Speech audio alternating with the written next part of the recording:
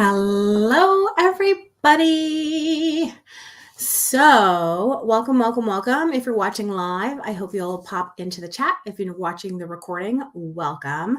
So, we're into week 2 of The Artist's Way by Julia Cameron. So, each week there's like a theme, right? The chapters are each called something. So, this week it's called Recovering a Sense of Identity.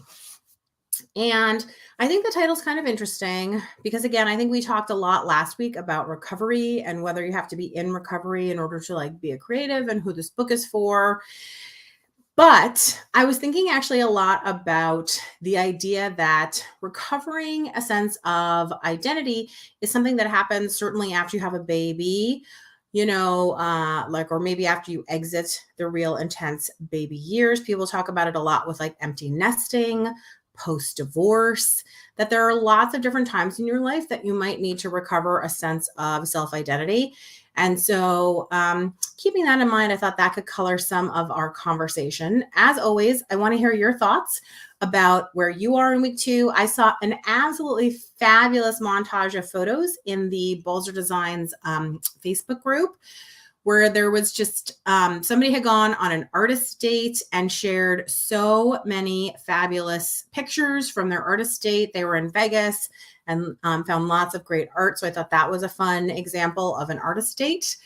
But anyway, I'm going to show you again. I made like a vlog style thing that you can check out.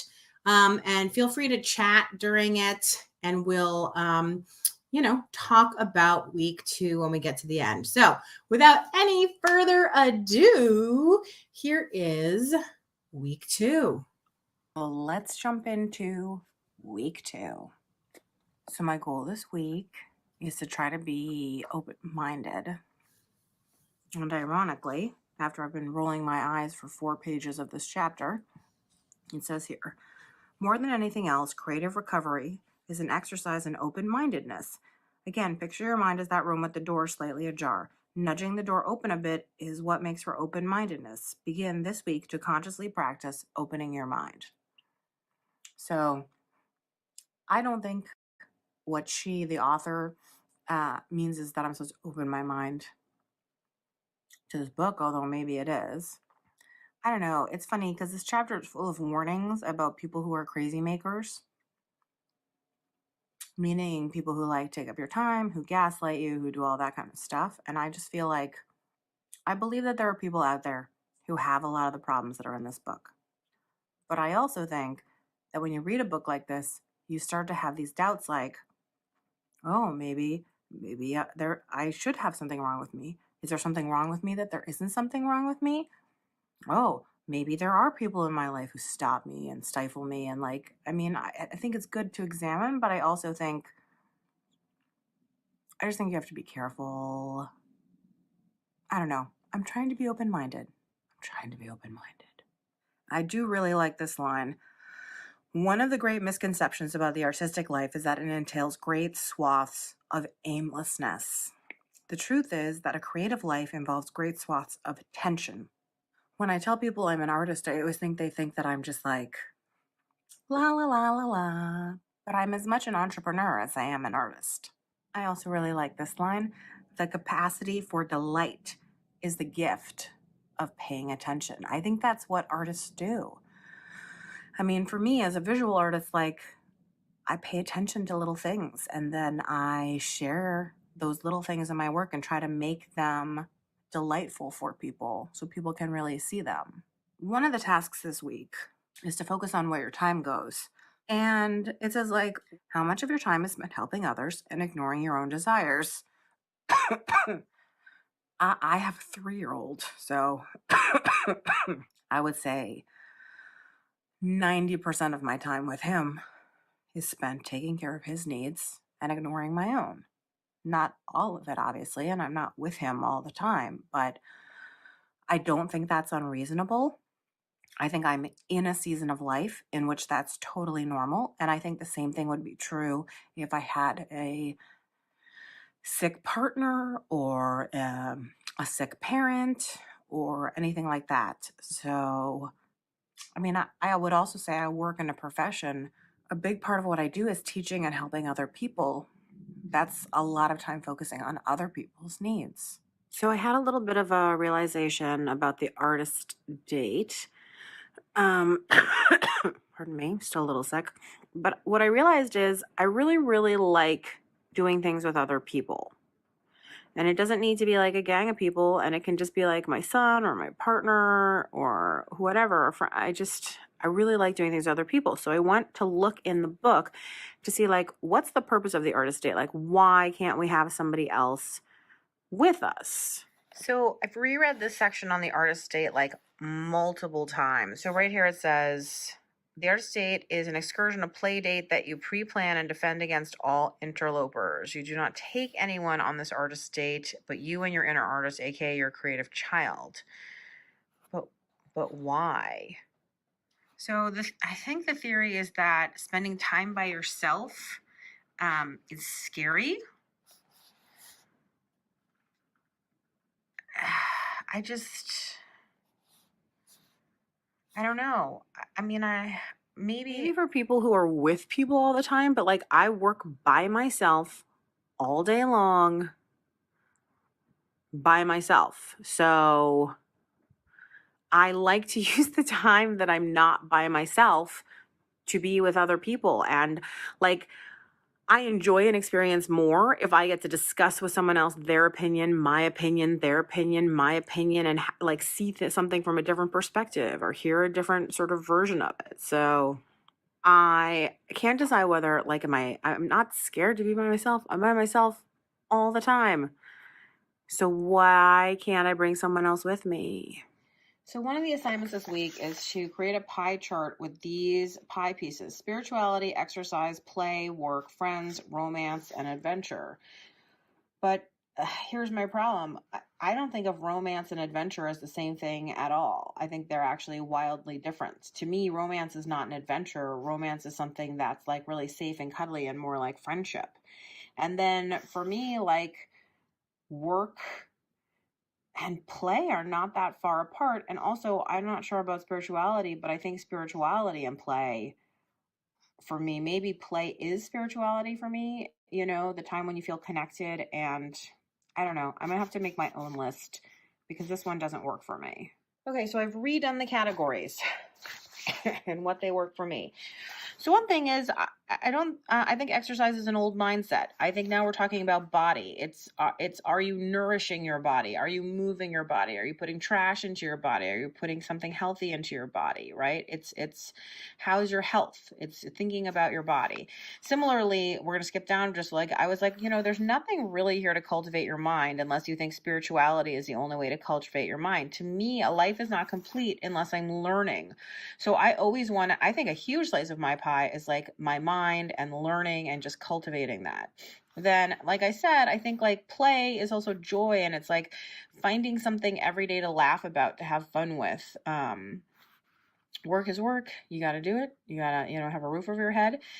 Then I condensed friends and romance really into relationships because, I want to make sure I have a good relationship with my mother. I want to make sure I have a good relationship with my son, with my husband, with my friends. Those are relationships. Or even with, students or other people. Like I want to have relationships. And I think it's I don't need to subcategorize those groups. And then finally, a category that I think is totally left off here, for me at least, is my home.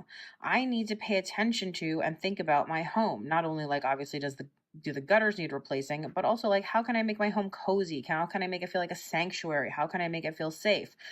So I'm going to use 6 categories in which I want to develop myself, but I'm not going to use Julia Cameron's 30-year-old categories. I am going to use my categories that work for me. So I'm feeling better finally, which is probably putting me in a better mood about these morning pages. So I'm trying to think of a way to make these work for me. I'm coming around to the idea that the format that they're in is not practical for me. It doesn't work for me, but I can find a way to make them work for me just because I know that for years and years and years, it was really important to me to art journal every day. And that was like a little bit of art and a little bit of writing for like 10 minutes every day. So can I convert these morning pages into being more like that?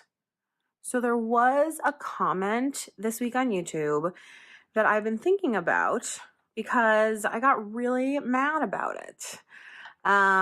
Where there was a woman who was saying basically that people who whine and complain about the artist's way, shut up and just like do exactly what Julia Cameron says. And it bothered me because I suspect, although of course I don't know, that one of the reasons people drop out of creative pursuits is because other people tell them there's a right way and a wrong way, that there's one way to do things. And I think like I literally the career that I've chosen is one in which I try to help people understand that there are lots of ways, that there is no single kind of good way, right way. There are easier ways and there are harder ways, but everything has to be really personal because we are not unilaterally the same, right? We're different, and that's wonderful. I mean, the job of an artist is to show other people your version of the world, right? Whatever area of the world you want to show. So this is what flowers look like to you. This is what chaos looks like to you. This is whatever. This is your visual representation of jazz music. And so I think also like in uncovering our creative selves, there's no way that we could all be the same and that the same things would work for everyone. That seems to me to be like crazy. If that were true, then, we would all be A students if we could all learn exactly the same way. We would all be, rocket scientists. We would all be Picasso. We would all be, famous rock musicians. We'd all sing like Lady Gaga. Like it isn't actually just like do these 5 steps and everybody comes out the same. So this is probably a much longer than it needs to be thought. But I just want to say to anyone out there who's struggling, I think it's wonderful if you do it the way that it says in the book and it works for you. That's fantastic. That's amazing. I'm hooray for you. But to anyone out there who's struggling, like it doesn't mean that you're not creative because you can't unlock your creativity this way. This is one way. I mean, you can still believe in God and not have the same religion as the person next to you, right? So you can still be a good person and not believe in God. You can still be a terrible person and believe in God. I mean, there's just a lot of stuff like that. It's not a one size fits all. We're all different, and that's to be celebrated and not squashed down. So this has been a crazy week, and I wasn't sure I was going to get in an artist date. I really wanted to, but it's like, I think a lot of self-care things for yourself just sort of get pushed to the side. And so I haven't. Today is the last day of the week. So I'm feeling this deep pressure to go and do it. And I think I'm going to keep it really simple and just go for a walk. Okay, so let's do this week's check-in. How many days did I do morning pages? 3, I think. So not doing well, and I need to get better about it. Personal resolution. But I did do a lot of the tasks, not to backtrack. Okay. 2, did I do the artist date? I did, but you already heard my rant about the artist date and whether, I don't know, about whether I get the purpose, whether I understand the purpose, why being alone is so important to it. I think I'm questioning why being alone is so important to it, but I'm not saying like it absolutely isn't, because I see that being alone and doing things by yourself, you can get swayed by other people's tastes, what other people want to do, but I have always said, and actually I have several podcasts that I've done on this topic, that doing things like visiting a museum with other people is sweeter because you get to talk about things. I guess I just really like talking. I really like talking to other people about their opinions and thoughts and comparing them to my own. Not because I'm thinking like mine are lesser, but just because I'm always fascinated in differences. I mean, if you look at my artwork, I'm always fascinated by differences. I'm interested in pushing things up against each other that maybe shouldn't be. I like differences. And so communicating with other people about having had the same experience, but it's different, is so exciting and special to me. So I got to figure that out. And then the last check-in question. Oh, wait, I forget the book. Hold on. I can't remember it. Okay, so I have the book. So the last check-in question is, were there any other issues this week that you consider significant for your recovery? I'm not in recovery, but let's reframe it.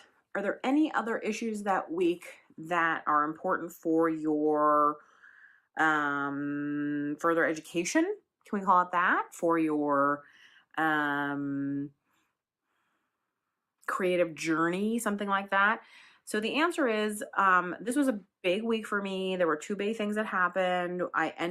So Design Bootcamp is this big class that I run every year. It's really intense. And we had our last session this week. And so there was a lot of like prep and other work and stuff that went into that. And then almost immediately after, I had color camp, which was an in-person class, and there was just a lot of cooking and cleaning and arranging and teaching. And so I've just had a lot of things this week that were really all-consuming, busy work-related things. And so I'm looking forward to a week that's maybe a little slower, a little calmer, a little more focused on me. Me. I mean, that's what I'm getting out of this book, is that I should be more focused on me. Or as Miss Piggy said, moi. Okay. So there's so many great comments here that I want to share and I want to talk through. But before I do, I want to read you one thing from this week's chapter that I thought was really important. Okay, so I'm just going to read this really quickly. It says that we have our doubts about all of this creativity stuff, and those doubts are very powerful.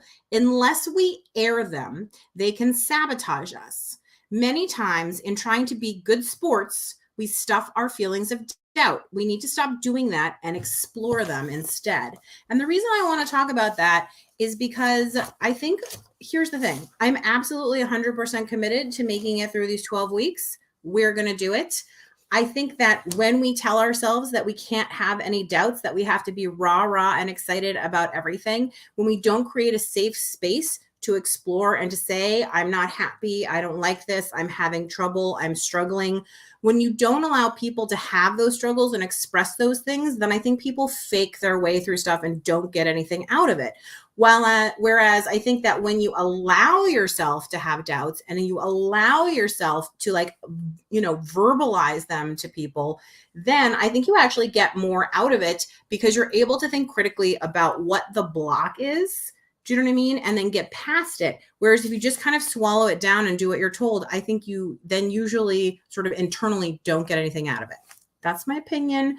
And so that's one of the reasons that I decided to do these vlogs where I'm really talking in real time about my real struggles without a lot of filtering so that you can sort of see the process that I personally am going through. Okay.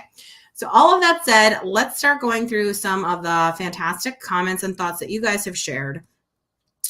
Diane mentions that she loves the idea of refinding your identity after a major life change. I think, all of us have different stages in our lives, right, where things change and you have to reconnect with who you are.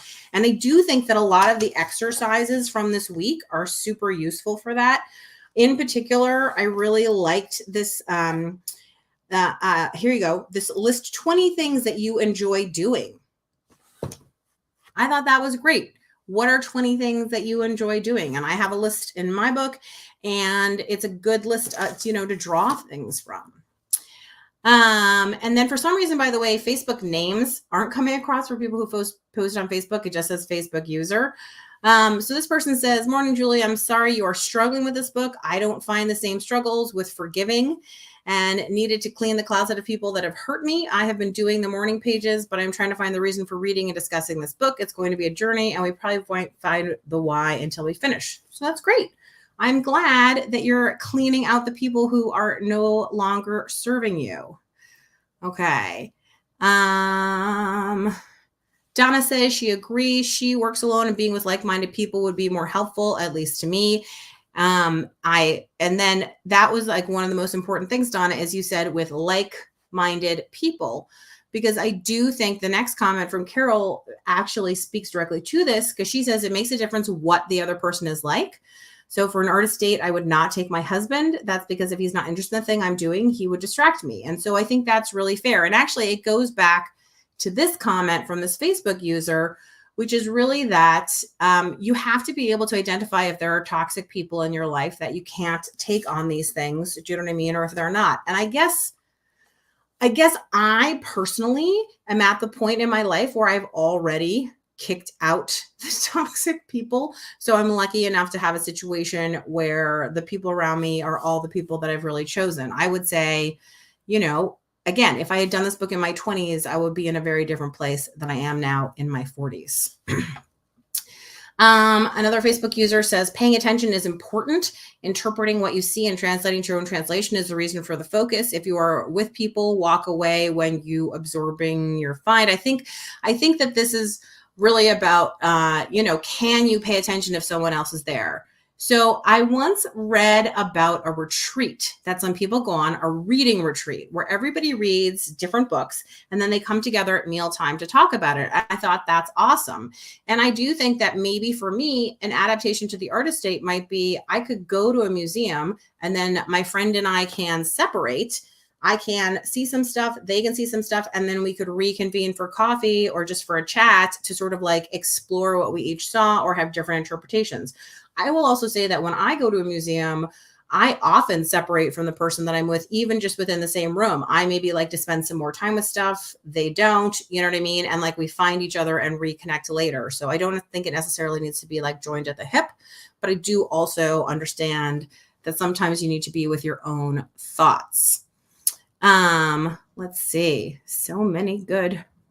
I thought this was a great comment. I love the artist dates, and that's all we get out of this. We are back in the community. Yeah, that's absolutely wonderful. And then Donna hit on the 30-year-old concept. I do think we have to remember that there's a lot of stuff in here that's so fantastic, but also 30 years ago, just think about it, like the internet wasn't around. So we weren't as connected in that kind of way. You really did have to get out of your house in a different way. And that, certainly the pandemic hadn't happened. And so like the isolation of being alone versus having the opportunity to connect and get together with other people, and also when Julia Cameron wrote this, she was, divorced and in recovery and all sorts of other things. And again, in a stage of life that might be different than where you or I am. So it's just, again, always important to remember sort of where the author is at. Dot mentions that she loves my categories. And this is, again, a lot of people said things like this, like, you got to make it work for you. And by the way, so this Facebook user said, isn't it great that you don't have anything to recover from? Me too. And I will qualify this to say, it's not that I don't have anything to recover from. It's that I've already done it. I would say certainly like in my past, there's like been crap, and like it is absolutely, fantastic that I've already done the work. I've already gotten past it. I've already cut out the people. I'm in a great space, and that is so lucky. Right and wrong are not black and white, 100%. Everything has to be filtered through your own lens. Carol makes a really good point. Persevering through something uncomfortable might make sense in the end. Pardon me, still a little sick. And I do think that I absolutely agree with that. Persevering through something absolutely makes a difference. I hate this. I hate these morning pages. I cannot tell you the deep passion with which I absolutely find these horrifying. But guess what? I'm still doing them. And we'll see at the end of 12 weeks where we end up. But I hate it. Every moment of it, I hate it. But we'll do it and we'll see what happens. Carol says, one of my favorite teachers says, take what serves you and leave the rest. I always think that's good advice. You know what I mean? Just absolutely go for the things that work for you right now. Carol says, it shows creativity to be able to revise the use of the book, I think. I think so too. And I think that, again, it's the question of like, if you went to an exercise class and your choices were to like try to keep up with everyone and be like totally exhausted or not make it to the end of the class or modify the exercises, do you think that then the only answer is you should not be in this class? Or do you think it should be, I'm so glad, it's great you showed up for this class. I'm glad you found a way to make it work for you. As you keep doing it and get better, then you'll get stronger and you'll be able to do it at the level of everyone else, right? So I think that there does have to be a level of patience. For some people, this will make sense right away and they'll be able to do it and it will work. And for other people, it won't. And just a reminding of you about the morning pages, like Julia Cameron is a writer. So she's writing, which is a form of expression that she finds enjoyable, pleasurable, natural. Do you know what I mean? That makes her money. That is her livelihood, that she's good at. All those things are true. If writing is something that makes you uncomfortable, you don't like, you feel is unnatural, you feel blocked when you do it, and maybe that's the reason you're an artist, because you're much more interested in working things out or expressing things through color and shape and line, then it makes sense to me that writing might not be the kind of morning page thing you need, but that might need to be some other aspect of doing the morning pages in a way that works for you. And Diane is throwing my own words at me. She says, you did tell us in Design Bootcamp to push through the homework. That feeling uncomfortable meant we were learning something. Absolutely. I'm very uncomfortable with this book at every moment. So I hope I'm learning a lot. And just about what I was talking about, this Facebook user says that they think it's a great idea to change the morning pages to art. Kathleen makes a comment that is something that I have thought of as well. She says, I'm thinking that part of the reason that you're struggling with the book is that you're already doing in your life what Julia Cameron has done in hers, and that's possibly true. And I do think that, I mean, it says right at the top here, right? A course in discovering and recovering your creative self. And my feeling was that even though I make my living as a professional artist, that I can still get something out of this book. It might not be this big, but it's like being an athlete or anything. If I can get 1% better at being an artist, if I can get 1% more creative, that's fantastic. And so that is what I'm here for, is how can I get 1% better?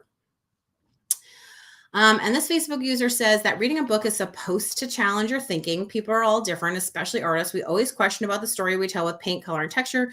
We tend to be more open-minded than most. Following the norm is tough for us.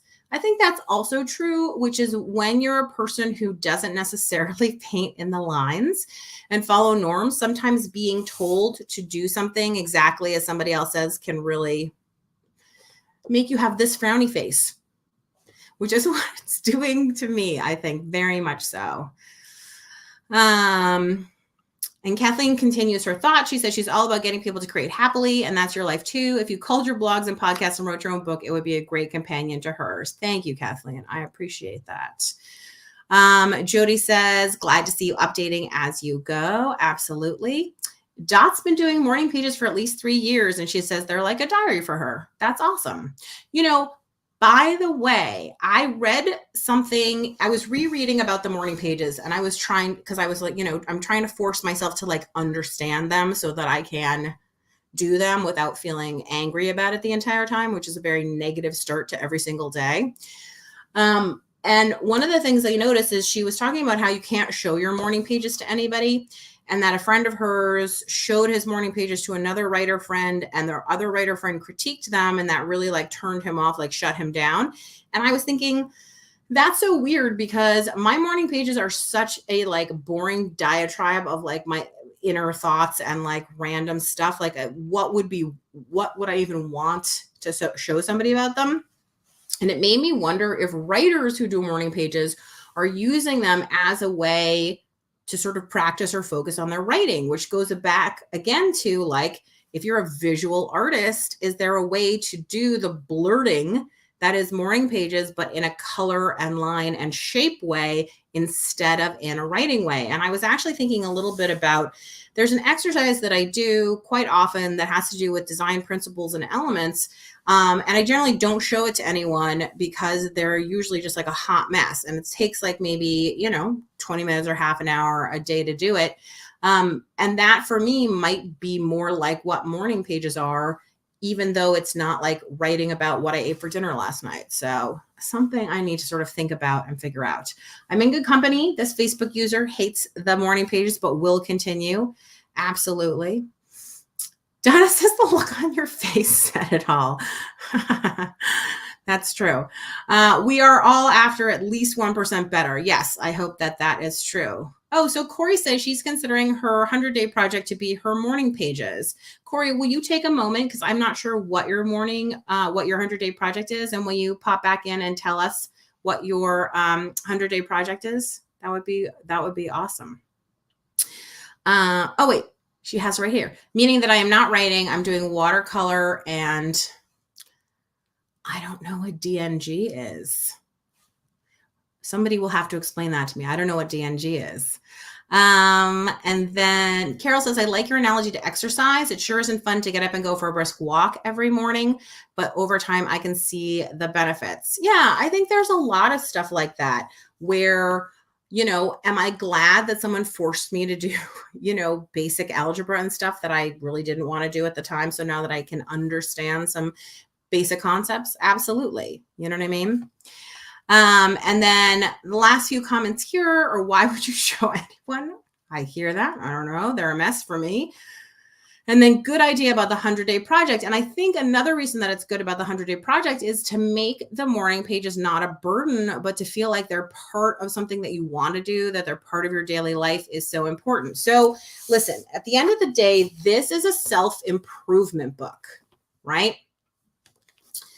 And so, oh, good. Corey explained what it is. So it's doodling. I did not know that.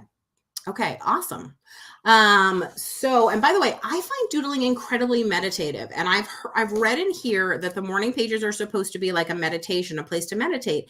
And so if doodling is your way of meditating, if making a mandala is your way of meditating, I don't know why you couldn't make a mandala every day or doodle or do watercolor like Corey.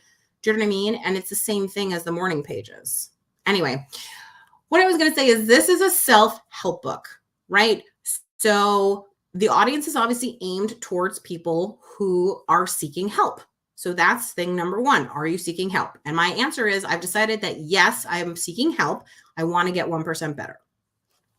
So then the second thing is the self-help part is that this person has a path, a guide, and you have to help yourself. And what I think that means is you go with them on their journey, but along the way, you have the absolute right to decide whether or not it works for you. And you have the right to express those doubts, and you have the right to complain about it, and you have the right to do it while whining, and you have the right to do all those things. It's the same way as like, I love my son. I don't love every aspect of parenting. If I never changed a poopy diaper again, I would be totally fine with that. Do you know what I mean? If I never had to deal with a tantrum again, that would be fantastic. But it doesn't mean I don't love him. It doesn't mean that I'm not so grateful and glad to be a parent. It doesn't mean that I don't need those moments where I can complain about the fact that like I never get to sleep in.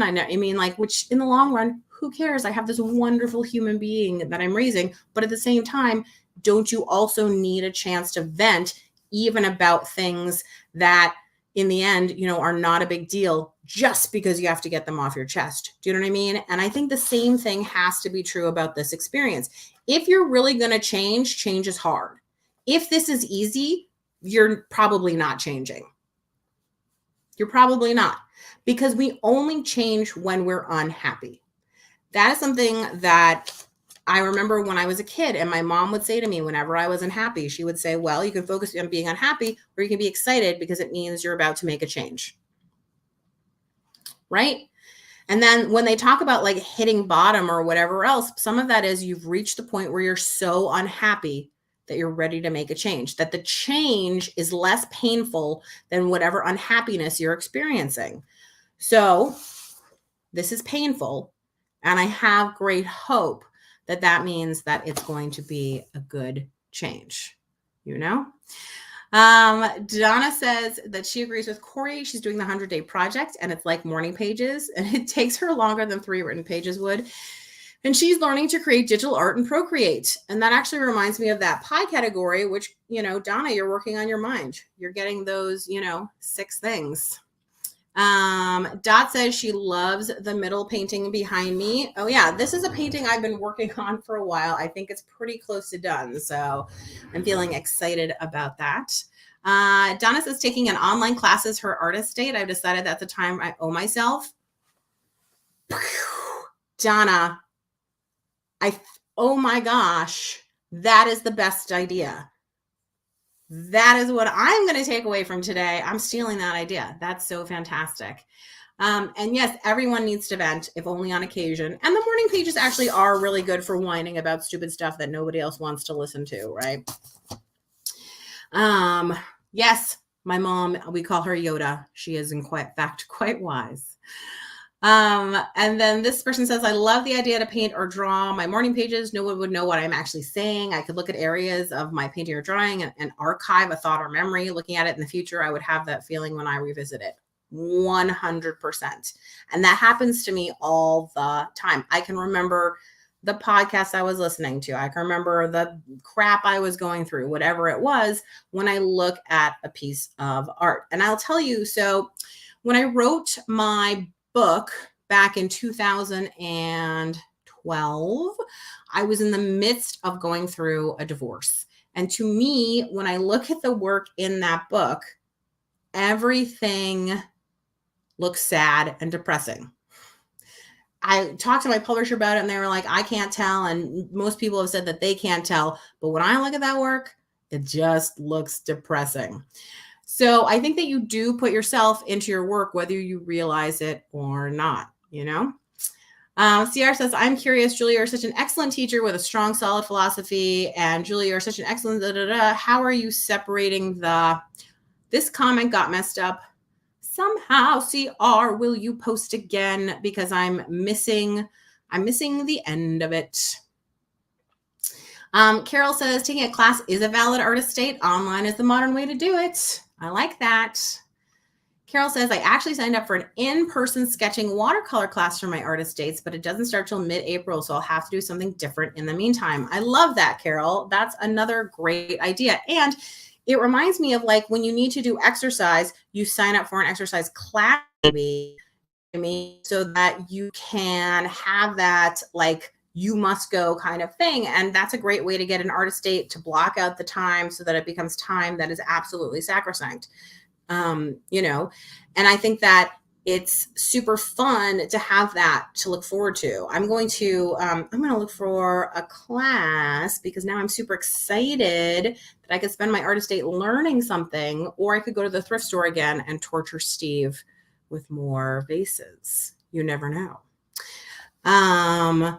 So CR, I see you posted again, but all I see is, so how am I separating the two, meaning the philosophy and the art? How am I separating the philosophy and the art? Maybe, I think that's what you're asking. So I'm not sure I understand the question. Hold on, I'll read it again. Solid philosophy and how am I separating the two? What were we talking about? I see so many votes for the thrift store. I guess what I would say is, like, if we're talking sort of like left brain, right brain, teacher and artist, I get it. Okay. Thank you. I'm just slow today. And everybody got it except for me. I'm going to blame that on being, I can't blame it on anything, just slow. Okay. So I think that when I make art for myself, that is not in a teaching situation, I am talking to myself the way that I would talk to a student.